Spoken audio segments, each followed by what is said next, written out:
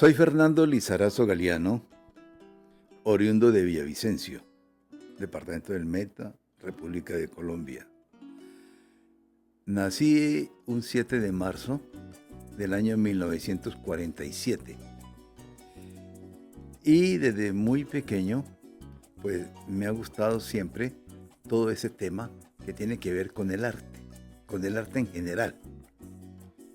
Pues tanto que yo recuerdo que en mis primeros años, en la infancia, cuando los niños de la edad mía le pedían al niño Dios en diciembre, pues regalos tradicionales, juguetes, carritos, pistolas, triciclos, etc.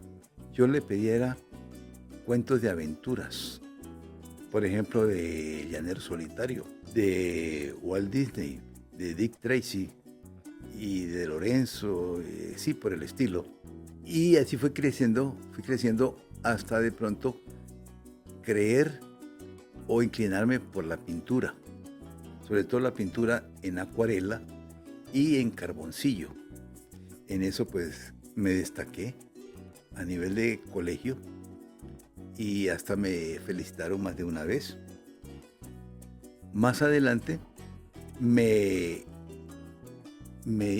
las di, digamos así, de escritor de cuentos, de historias, y escribí algunas historias creadas por mí que fueron publicadas en El Espectador, en el diario El Espectador. Pero eran facetas que yo iba conociendo, quemando. Y una vez que viajé de Bogotá a Villavicencio en vacaciones, conocí o me encontré con un amigo que tocaba dulzaina o armónica, que llaman algunos. Y me dio curiosidad y le pregunté cómo era que se tocaba la dulzaina. Me explicó. Me dijo, si yo tomo el aire para adentro, me da una nota. Y si yo lo soplo, saco el aire hacia afuera, da otra. Y entonces va moviendo uno para acá, para allá, y puede sacar los temas. Entonces me dio por ahí y me aprendí una canción.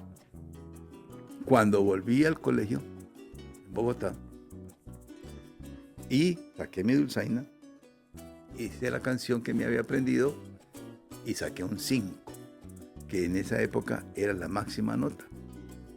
Eso, caramba, pues me estimuló mucho porque recuperé la materia de literatura, que la tenía perdida, y me entusiasmé por el lado de la música, en virtud a ese episodio.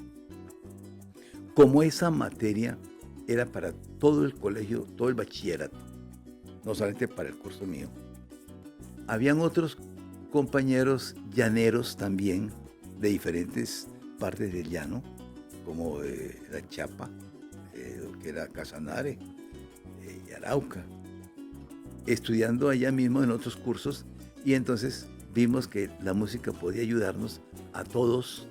Entonces había uno de ellos, Argemiro León se llama, o se llamaba, no sé si ya habrá muerto, iba 2 cursos más adelante, y él propuso que si queríamos organizáramos un conjunto, él tocaría el requinto, que yo tocaré el 4, y que Demetrio Bonilla, otro muchacho llanero que estaba también en el colegio estudiando, tocara las maracas, y que cuando le tocaba al 1 la materia, todos pedíamos permiso para que nos dejaran actuar allá, y después al otro, a la inversa, pero así sucesivamente todos íbamos pudiendo presentar nuestro trabajo musical. Y a todos nos empezó a ir muy bien, perfecto. Dada la casualidad que por ese entonces una emisora en Bogotá, llamada Radio Continente o Radio Continental, no recuerdo bien, abrió un concurso de música y entonces tenía sus premios y sus cuestiones.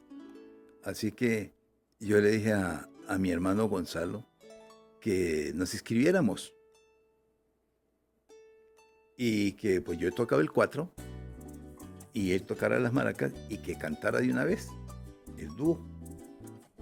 Así lo hicimos. Y cuando llegamos a la emisora el día del concurso, lo que encontramos primero que todo fue un señor sentado en un sofá con un señor acordeón de 120 bajos, ¿no? Algo así, enorme, acordeón de teclas. Y cuando actuamos todos, el resultado final es que él ganó y nosotros quedamos como de tercero.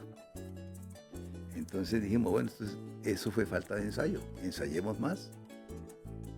Ensayamos nuevamente y como el concurso que abría la emisora era periódico, volvimos a escribirnos.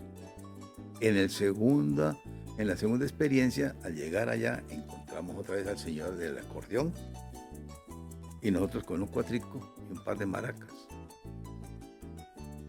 El resultado, el señor ganó, el del acordeón, y nosotros quedamos de quintos.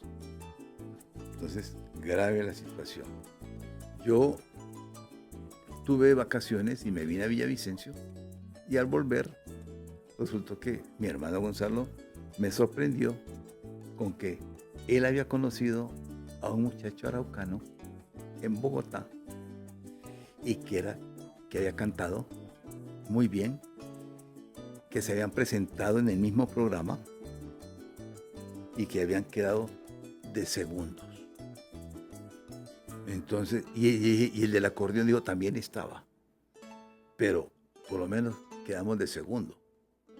Entonces, dije, no, pues entonces ahora que estoy yo aquí otra vez, ensayamos con ese muchacho de Arauca y seguramente que ahora sí vamos a ganar el del acordeón.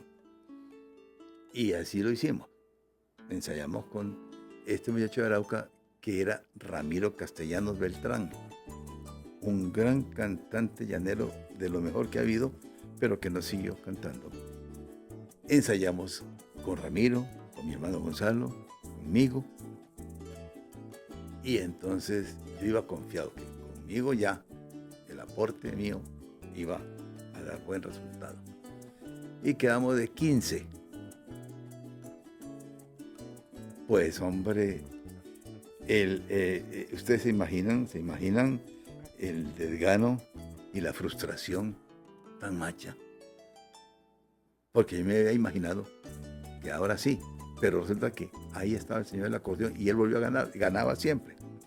Entonces dijimos, mire, aquí lo que hay que hacer es ponerle a ese acordeón otro instrumento que le hable de tú a tú. Porque con este cuatro y las maracas no creo que se pueda. Y dijeron, sí, claro, eso es lo que toca hacer. Y como, ¿cuál sería? Dije, pues el arpa. No hay más. El arpa es es el instrumento que le puede enfrentar a un acordeón. Ah, bueno, pues entonces, dicho y hecho. ¿Y quién toca el arpa? Ahí está el detalle, porque nadie tocaba arpa. Y en ese entonces, estoy hablando más o menos del año 1957. En esa época las arpas no se conocían casi, y mucho menos en Bogotá. Si aquí en Villavicencio no habían arpas, en Bogotá menos. Entonces era un dilema. Pero como era la única solución, había que buscarle la comba al palo, ¿no? Y entonces dijimos, bueno, pues pongámonos a la tarea a ver cómo le hacemos. El caso es que vine a Villavicencio en una ocasión y encontré, me salté un poquito. Antes de esa venida a Villavicencio fue una ida a Arauca. Yo soy de origen araucano, aunque nací en Villavicencio, pero mis hermanos Gonzalo y Henry son nacidos también aquí, pero todos de origen araucano porque mi madre, Teresa Galiano Caro Pérez, había nacido en Arauca. Bueno, pues yo tenía familia en Arauca y en esas vacaciones me fui para Arauca. Unos días antes de que se me terminaran las vacaciones y tuviera que regresarme a Bogotá, alguien me dijo, Fernando, vayamos a un parrando que hay el sábado. Y yo le dije, ¿un parrando en dónde? En el Samuro. Ah, no, abajo del Samuro. ¿Y eso dónde queda? Pues por el río Arauca uno se va abajo. Y ahí la única casita que encuentra, porque el resto todo está pelado, ahí es la fiesta. Eso coincidió con que estábamos celebrando en Arauca las fiestas de Santa Bárbara. Y yo había visto en el río, para el lado del río Arauca, había visto un señor tocando arpa. Un muchacho, sabanero, tocando arpa arriba del río, acompañado de un cuatro y unas maracas. Y me acuerdo que me quedé ahí un buen rato, viéndolos tocar. Pasó eso y al día siguiente, en el parque principal de Arauca, estaba otro conjunto, también con arpa, cuatro y maracas tocando, y yo otra vez me quedé ahí, chequeando el asunto. Y alguien llegó y le dijo, sí, le dijo, muchachos, necesitamos un conjunto en la casa de fulano y tal. Y ahí mismo levantaron sus maletas y arrancaron detrás del que los contrató. Y yo, ni corto ni perezoso, me fui detrás. Hombre, pues me interesaba saber en qué iba a parar todo.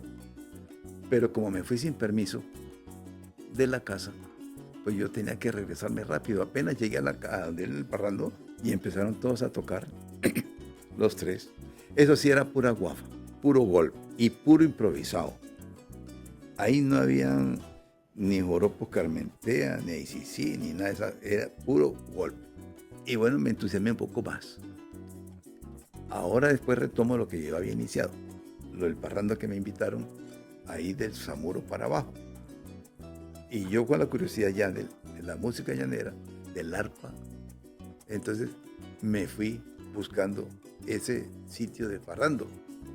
Caminando por el río abajo, casi no encuentro la casita, ya casi me devolvía cuando vi que había una chimenea por allá. Y dije, ahí debe ser la casa. Entonces apuré el paso, llegué a la casa. Yo lo primero que busqué fue el conjunto, porque me dijeron que en ese parrando se iba a hacer con arpa, cuatro y maracas. Entonces yo me fui más buscando eso que otra cosa. Y ahí pasaba el tiempo. Ya estaba oscureciendo. Y entonces, pues en Arauca la luz no era que no ponían energía, sino un ratico nomás y después la quitaban. Si no me voy temprano, me coge la oscuridad de aquí para allá. Entonces yo dije, no, yo mejor, como que el conjunto no va a llegar. Y entonces dije, yo me devuelvo. Cogí camino de regreso. Y pues adelante yo alcancé a ver 3 siluetas que se acercaban. Y una tenía un arpa, llevaba un arpa. Y dije, ese va a ser el conjunto. Y cuando nos encontramos en el camino, yo les pregunté, ¿ustedes van para el parrando de fulano y tal? Sí, para allá vamos. ¿Será que los puedo acompañar? Claro. Entonces yo me devolví otra vez con ellos. Pues ese que yo conocí ahí, con el que me encontré, era David Parales Bello. Ahí lo conocí. Me devolví entonces con ellos a la casa, al parrando. Y ahí mismo la gente se entusiasmó cuando vio el conjunto, claro. Y empezaron a tocar. Entonces le pregunté al arpista, o sea, a David, me le acerqué. Le dije, hola, hermano, ¿usted se sabe Carmentea? Pues claro, yo, neófito en la materia, yo hablaba de los joropitos que yo conocía. Y en ese tiempo se escuchaba, era Carmentea, y sí, Caminito Verde, el Negro José María, eran los joropos que se escuchaban. Entonces me dijo David, sí, yo sé Carmentea. Y le dije, ¿y lo puede tocar? Me dijo, no. ¿Y por qué? Yo, porque el arpa está en modo menor y Carmentea es en modo mayor. A mí era como si me hubieran hablado en un idioma extranjero. Yo no sabía de esa vaina nada, ni que era menor, ni que era mayor, ni nada. Yo sabía era que yo conocía el joropo Carmentea, no más. Entonces, bueno. Y el hombre siguió tocando. A ratico yo, insistente, volví y me la arrimé. Y dije, perdón, ¿usted sabe el joropo sí. Me dijo, sí. ¿Y lo puede tocar? Me dijo, no. ¿Y por qué no? Dijo, porque es que el arpa está en modo menor y el ICC es en modo mayor. Y yo, para que la gente no se diera cuenta que yo era ignorante en la cosa, le dije, sí, bueno, gracias. Y seguían tocando sus golpes. Y otra vez yo más adelante volví y me le acerqué. Le dije, mire, ¿usted sabe Caminito Verde? Me dijo, sí.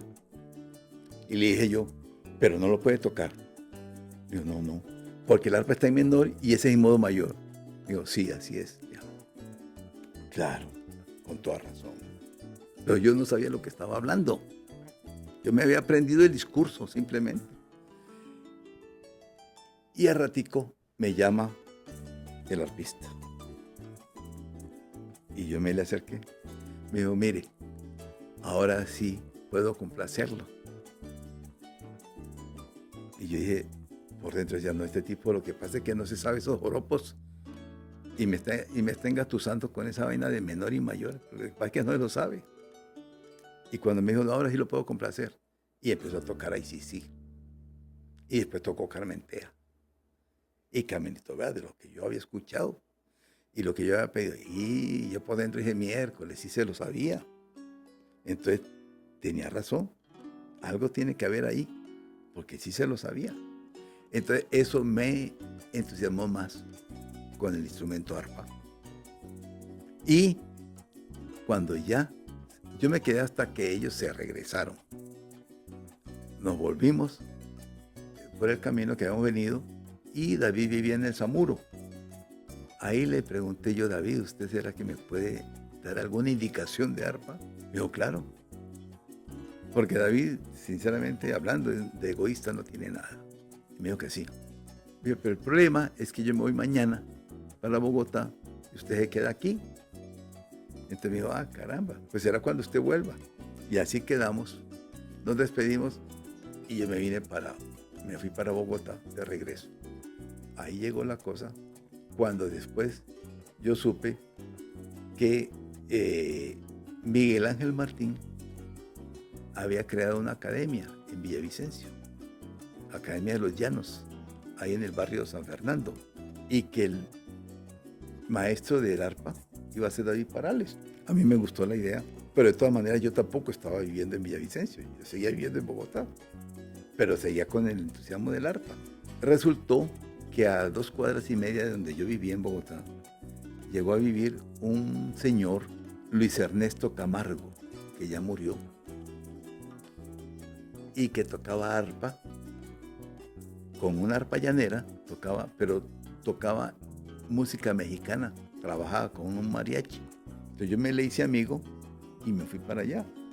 Él había arrendado una piecita en un inquilinato y ahí vivía con su señora, con sus hijos y con todo su equipaje. Y claro, vivían muy estrechos. Entonces yo le dije, Luis Ernesto, usted está un poquito estrecho aquí y tiene 2 arpas. Si quiere yo le guardo una. Y cuando usted la necesite, pues estamos viviendo a 2 cuadras y media, pues no hay problema.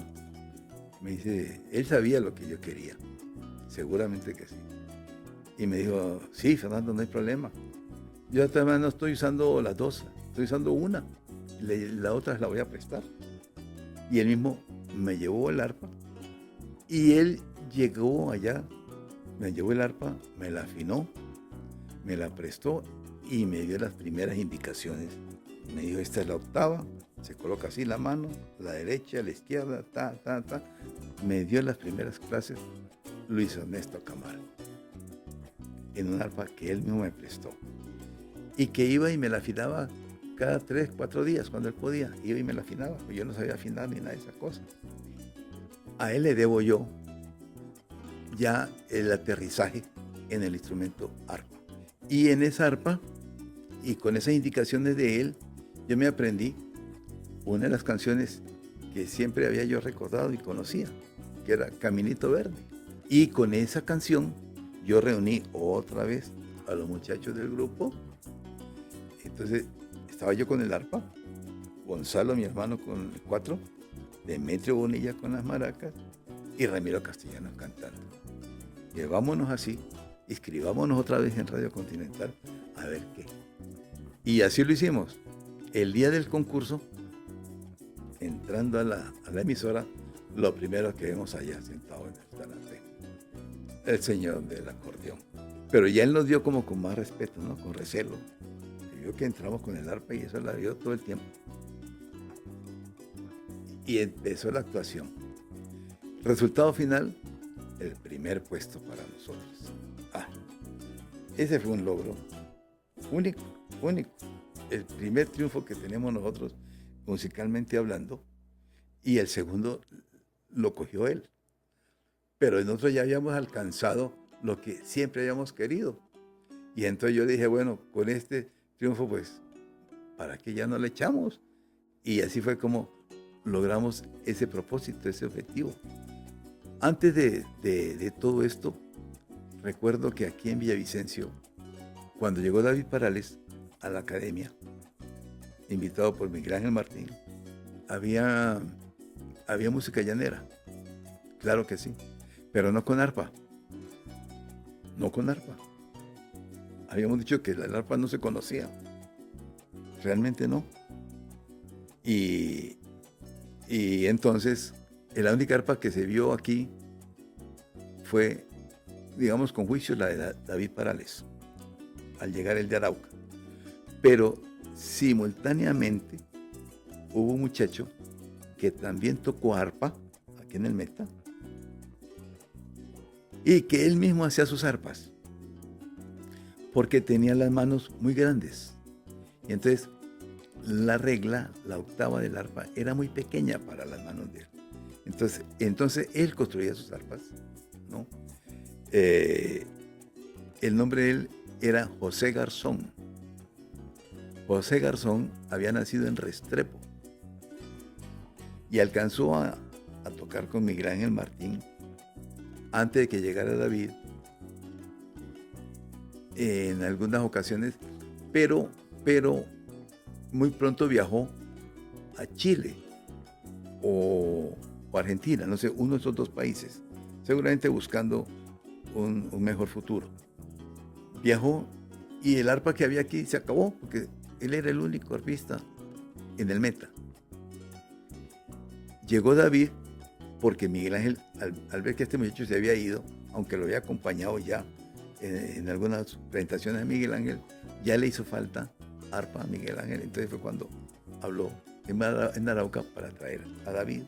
Llegó David acá y entonces la primera arpa que hubo aquí en Villagüe en ese entonces fue la de David. Y el primer luthier que construyó un arpa aquí en Villavicencio se llamaba Miguel Molina, que era un músico también, pero un músico curioso por fabricar instrumentos. Miguelito Molina le decíamos con cariño. Él tocaba la guitarra y construyó la primera arpa. Yo recuerdo que como él no tenía taller ni maquinaria, alquiló un taller por raticos. En este momento ahí funciona una oficina de Avianca, arriba de la alcaldía, una cuadra arriba de la alcaldía. Ahí había un taller y Miguelito alquiló ese taller para hacer esa arpa. Y esa arpa la hizo, me acuerdo, de color negro. Pero bueno, fue la primera arpa que se construyó aquí y fue el primer luthier que hizo un arpa. De lo contrario, aquí la música llanera que se oía era con requinto, guitarra y maracas. Y en ese entonces los exponentes de nuestra música con esos instrumentos eran los auténticos. Entonces yo venía de Bogotá cuando salía a vacaciones y yo aterrizaba no en la casa de mis abuelos ni de mis tíos, sino en el bar Los Auténticos. Allá era donde yo aterrizaba. Y entonces ya me conocían y sabían que yo llegaba allá. Y entonces me dedicaban los joropitos con ellos y yo era feliz escuchándolos a ellos tocar a varias voces. Estaba Dagoberto, que le decíamos el zurdo, Mesita, un muchacho que tocaba la guitarra marcante, y Eustacio Rosso, que hacía las maracas y cantaba con muy buena voz. Los hijos de Eustacio, pues, resultaron cantantes también. Ese era el trío de moda. Y, y ellos me hicieron querer todavía más lo que era la música nuestra, pero con guitarras. Poco a poco entonces empezó a posesionar el arpa aquí en Villavicencio. Y entonces vino un luthier que construyó buenos instrumentos ahí por el lado de Bomberos hacia abajo. Pero a él se le debe que el arpa se haya extendido más porque las fabricaba. Y también se inventó otros instrumentos que fabricó ahí en el taller de él. Y bueno, ahí nos la pasábamos también, los que éramos querendones de nuestra música. Yo seguí practicando por mi lado en Bogotá y a la par de las enseñanzas que recibía de este amigo que les mencionaba que me prestó el arpa. Y hasta Luis Ariel una vez llegó a vivir a media cuadra de donde vivía yo.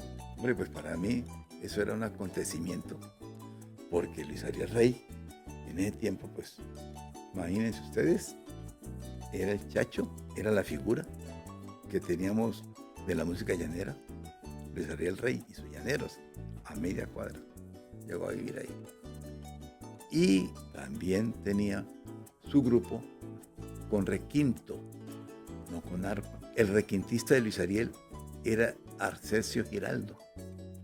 El caso es que llegó a vivir él ahí y desde luego para mí era como un imán. Allá fui a dar yo. Pero él no tenía arpista. Una vez consiguió un arpista en Venezuela y se lo trajo para allá, para Bogotá. Un arpista que se llamaba Alfredo Armas. Y él tenía una arpa muy bonita. Yo vi esa arpa y no me aguanté las ganas de tocarle las cuerdas, sin saber yo tocar, de todas maneras, todavía no. Y estando en esa llegó Alfredo, entonces me vio, se molestó mucho. Yo ahora lo entiendo, porque a mí tampoco me gusta que me toquen los instrumentos. Pero yo en ese momento yo no le encontraba pues, motivo de molestia. Y a los 3 o 4 días que yo volví, me le arrimé al arpa también, otra vez, al arpa de él. Él no estaba y la encontré desafinada. Todas las cuerdas abajo. Claro, él se imaginó eso, que yo iba a volver en cualquier momento y no quería que yo hiciera nada con el arpa. Y yo con los poquitos conocimientos que tenía, ahí le hice al oído y preciso él volvió, él llegó y tocó el arpa y dijo, ¿y quién afinó esta arpa? Entonces le dije que yo. Pues no estaría muy bien afinada, pero la encontró de alguna manera que estaba sonando. Se molestó también mucho. ¿Qué vamos a hacer? Lo cierto es que él no duró mucho tampoco ahí en Bogotá ni con Luis Ariel. No sé por qué motivos, pero se regresó a Venezuela.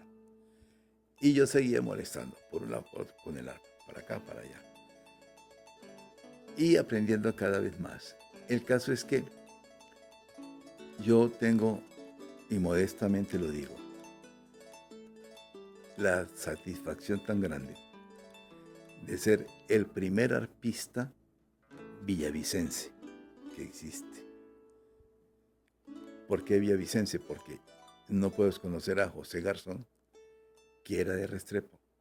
Entonces no soy el primer arpista del Meta, pero sí soy el primer arpista villavicense que tuvo esta ciudad capital. Y participé en el primer Festival de la Canción Colombiana con el conjunto nuestro, Alma Llanera, actuando al pie, por ejemplo, de Ángel Custodio Loyola, que en ese tiempo tenía muy buena fama. Estando en el colegio, también grabamos nuestros 2 primeros long play con discos bambú. Y posteriormente, cuando ya ingresé a la universidad, pues como que se intensificó más el cariño al arpa, tanto que allá en la universidad, en el Estado de Colombia, para una semana universitaria, se organizaron colonias, y obviamente la colonia llanera, pero la colonia llanera era la más pequeña. Pues, a mí me nombraron dizque presidente de la colonia llanera y elegimos nuestra candidata llanera. Todos tenemos que ser llaneros, ¿no? Y entonces con la música dijimos, pues hagamos música, a ver si no le ganamos a esa gente.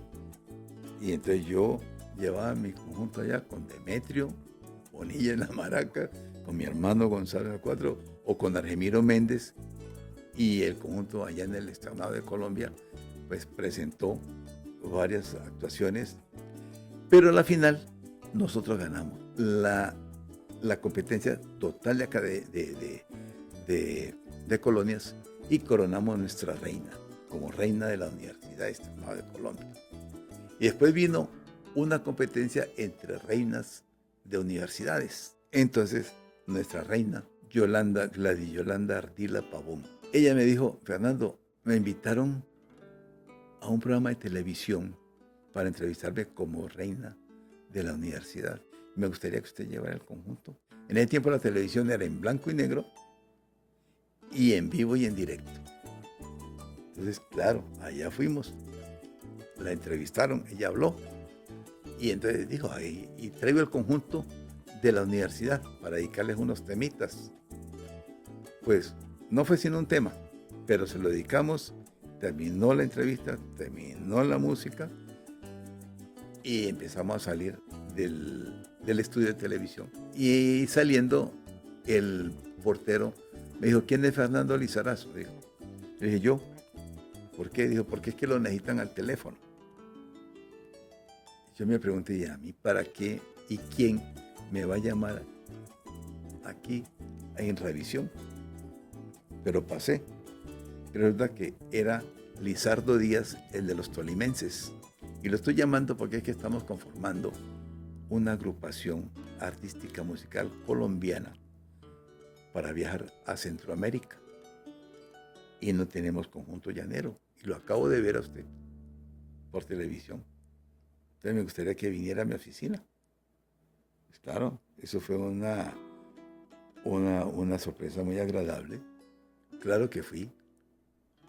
Y terminamos integrando esa delegación artística musical a Centroamérica, junto con Ramón Ropaín, con Blanquita Sierra, con Raquel Hércole, el ballet de ella, con Emeteri Felipe, los tolimenses, con Régulo Ramírez, Guillermo Zuluaga Montecristo, con Blanquita Sierra, el quinteto de Álvaro Dalmar, con Mario Gareña, y estuvimos actuando en El Salvador y en México, por todo México.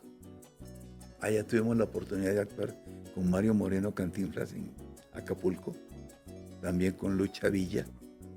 Para nosotros fue increíble porque fue la primera vez que salíamos del país. Así empezó nuestra vida artística y el cariño mío por el arpa. Cada vez me fui especializando un poquito más.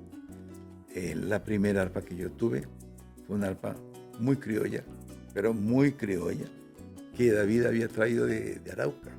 Nada pulida, no estaba pintada.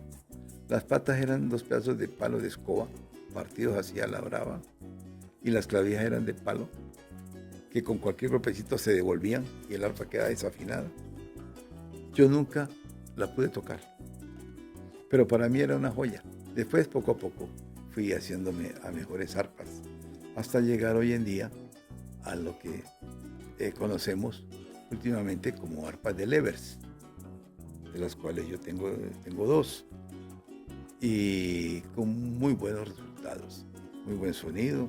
Claro, ya todo se ha tecnificado mucho más, y a través de todo ese recorrido musical pues he podido y hemos tenido la oportunidad de visitar aproximadamente unos 27 países, la mayoría europeos. Mencioné ya lo que fue El Salvador, México, Canadá. Igualmente por el lado del Asia, estuve en Mongolia, y por el lado de la Unión de Repúblicas Socialistas Soviéticas, pude actuar en Bakú, Bujará, Tashkent, Azerbaiyán, Moscú. El arpa en ese entonces, caramba, el problema siempre ha sido, el problema grande del arpa ha sido el tamaño y lo delicada que es para unos viajes tan largos como ese, sabiendo que las aerolíneas generalmente no tienen cuidado con los equipajes y que no distinguen entre un instrumento musical y una maleta común y corriente. Entonces mandé a hacer un estuche duro, no una funda, que quedó pesando pues, mucho más que el arpa. Pero ese estuche me protegió el arpa para una gira que tuvimos de muchos países. Esas arpas generalmente cuando yo viajaba al exterior, alguien me las compraba desde el primer momento en que la veían. Y yo la vendía porque para qué me la traía de regreso si aquí ya yo podía conseguir otra arpa. Y además de que me hacía volumen, me quitaba espacio. Así que yo dejé arpas en Estados Unidos, dejé arpas en París, dejé arpas en Rusia, en Italia. En general, los viajes fueron muy satisfactorios. La gente lo recibía con mucho agrado. Especialmente, pues, la gente, digamos, latina, que se identificaba, de pronto no tanto con la música nuestra, aunque gustaba bastante, pero sí con el hecho de que éramos latinos también y que estábamos actuando allá en un país lejano, ¿no? Hubo experiencias de toda clase, de toda clase. Les puedo contar alguna, por ejemplo, alguna vez actuamos en un gran teatro en Moscú y yo llegué ese día al teatro, me encerré en el camerino y me puse pues a escribir. Entonces, cuando escuché el primer timbre, dejé de escribir, me arreglé, afiné el arpa y esperé el segundo timbre. Sonó y me fui al escenario con el arpa, el telón cerrado y una silla donde yo me sentaba para interpretar el arpa. Sonó el tercer timbre y entonces empezó a abrirse el telón. Fue un foco del seguidor o perseguidor que me lo pusieron en la cara y yo quedé viendo estrellas. Yo veía, allá todo estaba oscuro donde el público, lo único que yo veía era el foco que me estaba encandilando. Empecé a tocar. Hice mi primera interpretación y no se escuchó nada. Entonces hice la segunda interpretación. Terminé. Silencio. Bueno, finalmente dije, pues yo vengo no a mirar a la gente, vengo a tocar. Entonces, voy a seguir. Seguí hasta que terminé mi actuación. Cuando terminé mi actuación y encandilado, entonces ya me paré para coger el instrumento y retirarme. Y en esas prendieron las luces ya del público y el teatro estaba repleto, no le cabía un alma. Estaban hasta en los pasillos sentada la gente y ahí se pusieron de pie a aplaudir. Yo quedé desconcertado, cogí el arpa y me entré. Y seguía la gente aplaudiendo.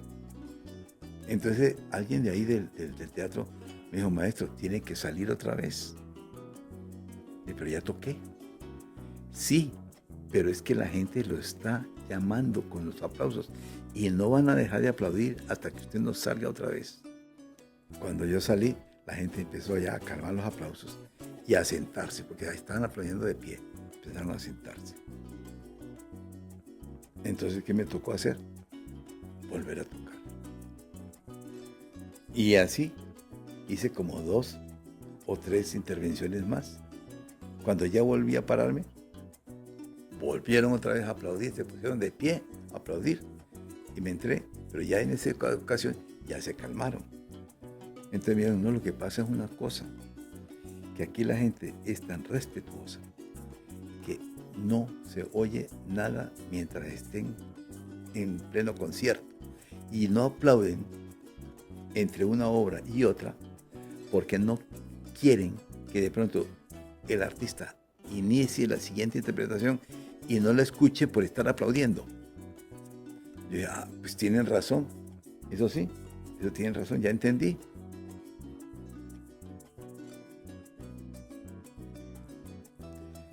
Pues el único idioma que es universal es la música.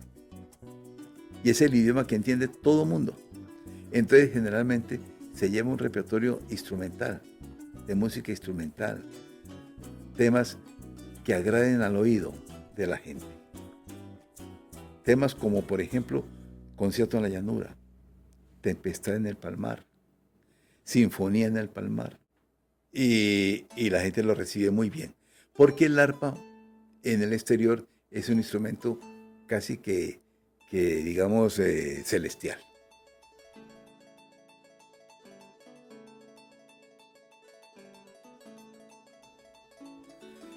Decía hace un rato que la música llanera nuestra, que ha existido desde muchos años atrás, anteriormente se interpretaba con guitarras.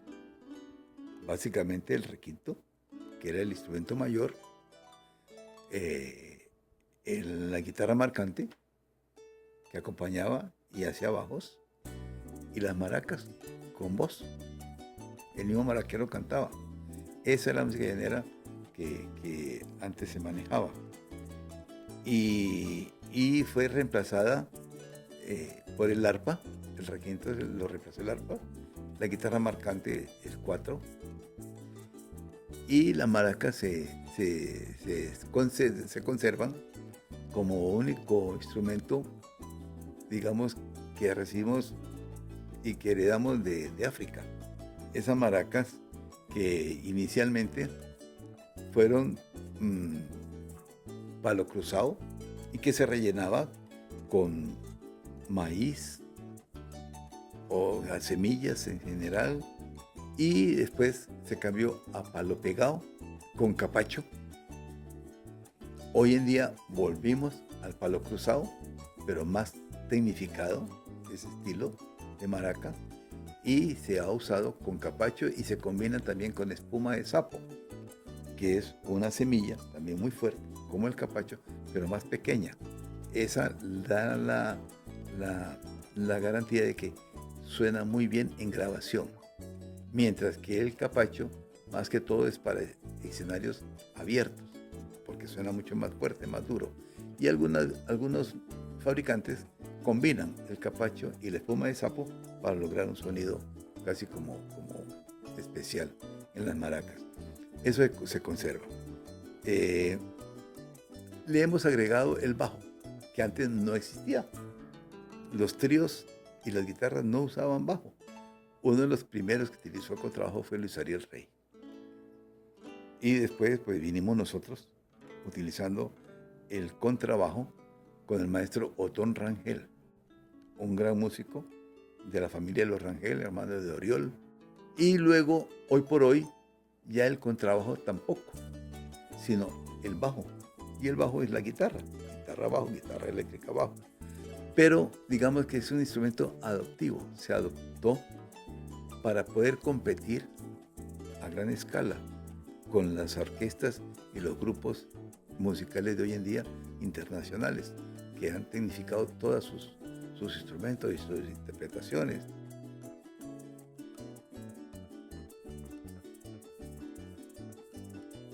Como arpista,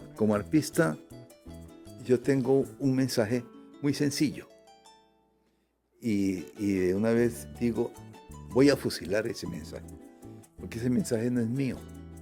Lo fusilo porque me gustó y lo voy a copiar y lo voy a transmitir, o mejor dicho, a retransmitir, contándoles una anécdota recibida por el propio Juan Vicente Torrealba. Yo soy un fiel admirador del maestro Juan Vicente Torrealba. Y hablando con él, y en una de esas entrevistas me contó que él había enviado a un hijo de él, Carlos Vicente Torrealba, a estudiar música a Estados Unidos.